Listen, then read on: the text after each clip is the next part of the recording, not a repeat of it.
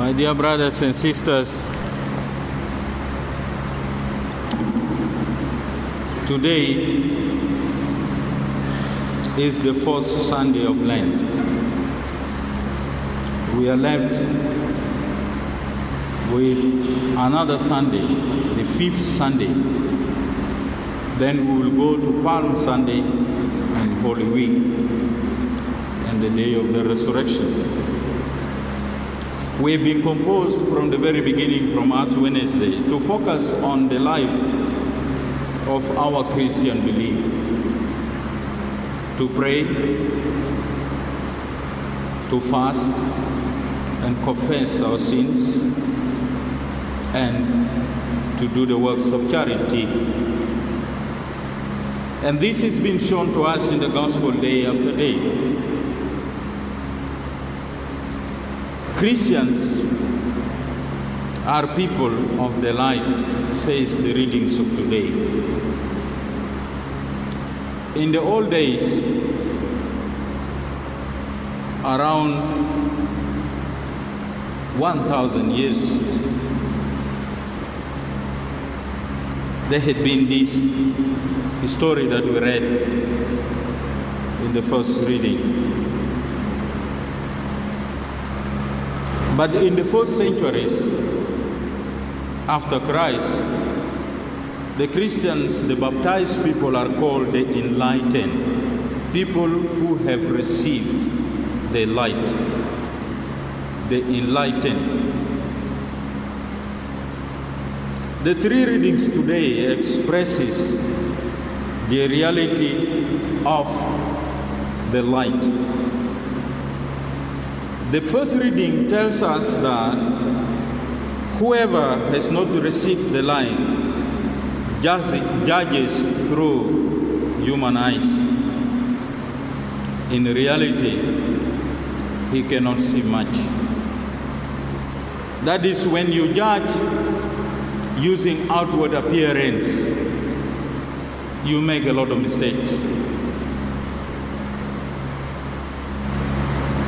The eyes that we have are interconnected with our hearts. And we are supposed to have both sight, the physical side as well as the spiritual side. So much so that what I see is reflected into my heart. The second reading tells us what we should do to defeat darkness. And the gospel directs us how to reach to the light. So the three readings are all interconnected, darkness and light.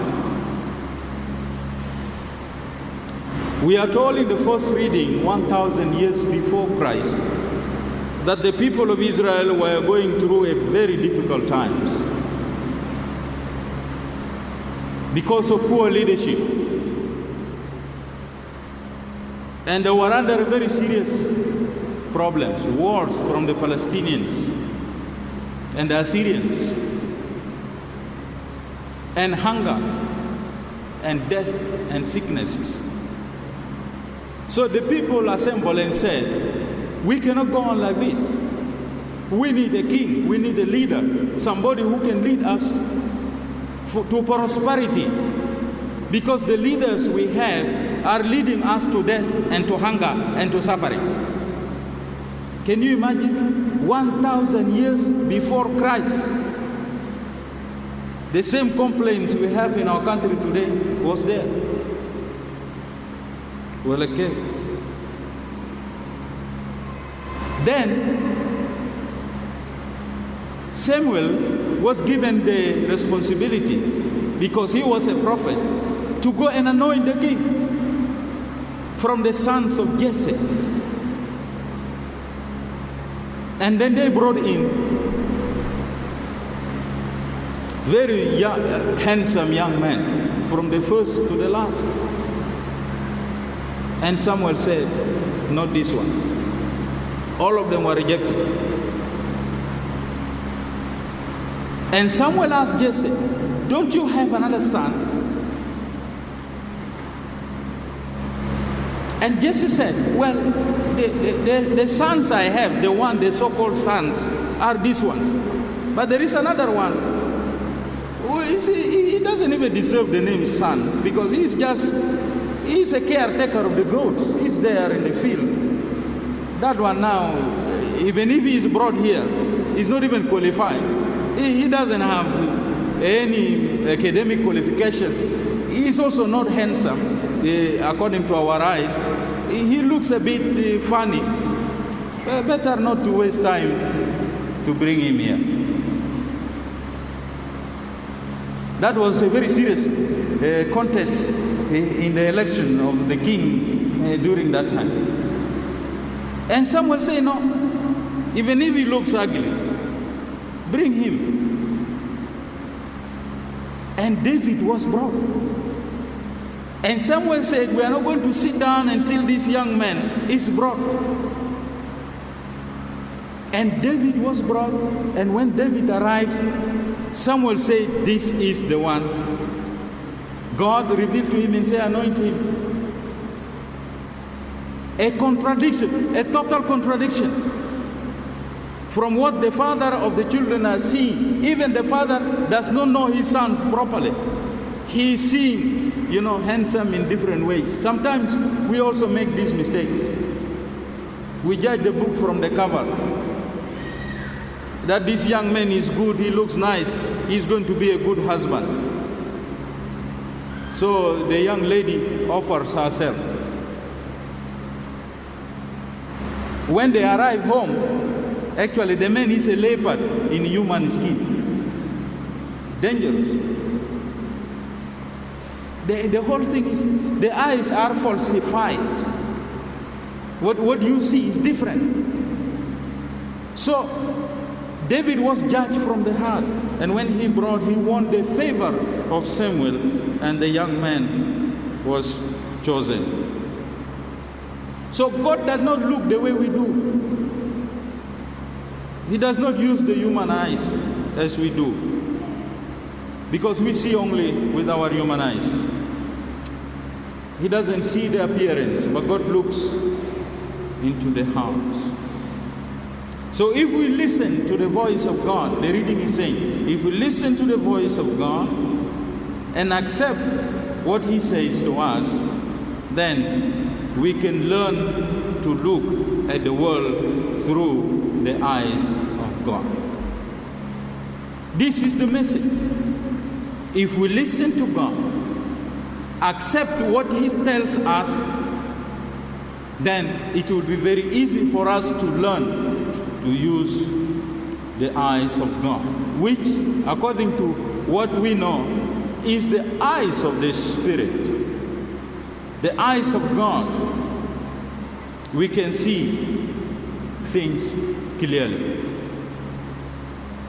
In our case, if we have to apply this reading, the eyes of God can make us to see the suffering of our people in the camps. Even if I sit here in Juba, I will be able to see the suffering of our people in Uganda, in Kenya, in Ethiopia, in Sudan, the one you call Khartoum. I will be able to see the suffering of our people in Kosti, in Central Africa, in the DRC. And as I sit here in Qatar, I will be able to feel the suffering of the people in the UN camps, here in Juba, in Bor, in Bentiu, in Malakal, and in Wau. Why? Because the feeling that I have, a baptized feeling, can reach there. Can reach there. And therefore you will be able to feel this, that these people who suffer in all these bushes are my brothers and my sisters. The man who only sees with the human eyes sees a tribe, sees a position, sees a geographical location, sees himself only. I already told you that simple example. A man who wants to get married, and the lady wants to get married and sees a man and says, this is a good man. But this man, the lady does not know that the man looks at himself. He does not look at others. Even if you are suffering, we can feel and see the suffering because we have the real eyes. According to St. Paul, in the second reading, he speaks of the light and of darkness. Like he speaks about death and about life. Paul speaks about old life and new life to the Christians of Ephesus. He is able to speak to them about pagan life and the deeds of light and good, the deeds of justice and truth. As for the dead, Paul was able to speak about darkness, and he simply says, the darkness are shameful, and that those who are practicing works of darkness seek darkness because they are afraid of the light, that the light may expose them.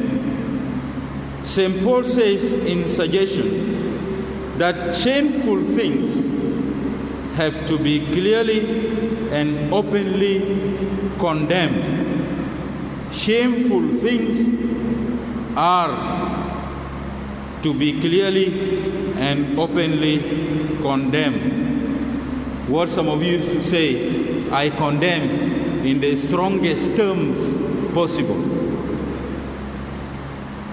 And you do nothing about it. It is not like that. So one should never try to justify shameful acts, find excuses for them, seeking ways to make them acceptable. Things which are shameful are known to us. They are known. Hajat bil Arab al bijib fadiha. Shameful things, they are known. Yet some people, they try to justify even if these things are shameful without shame. And St. Paul is telling the people of Ephesus and telling us today that if you are this type of people, shame on you. And that these people will try to justify shame by all means. Denouncing shame is like directing a beam of light onto them. When you denounce shame, it's like you're putting the light so that everybody sees. And people who do shameful things, they don't like. They don't like. When you go with a torch, some of the watchmen and watchwomen are suffering from this. When they go with the torch around and somebody is doing something shameful in the dark, he will be told, close that light. Light is good. Why are you afraid? Close that light. Why? Because something is taking place in the dark, and therefore the one who does it does not want the light to reach there. He is happy to be in the darkness. And that is what St. Paul is saying. We should denounce it.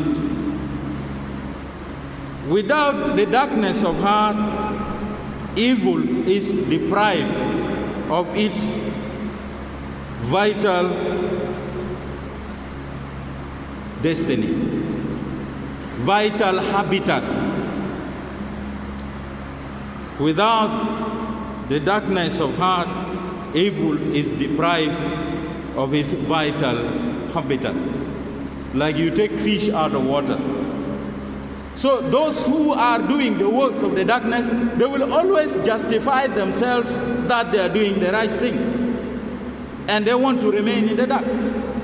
And anybody who wants to expose a bad thing, a shameful thing, will be considered a wrong man.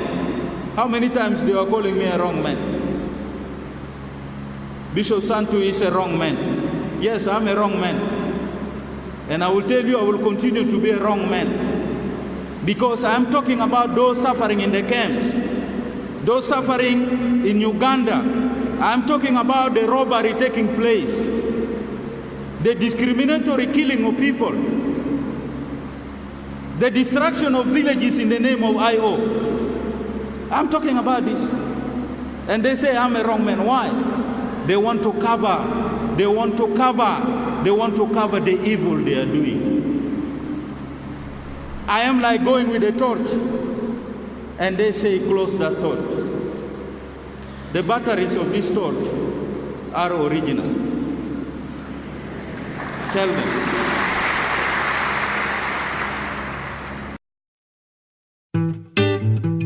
Radio Bekita.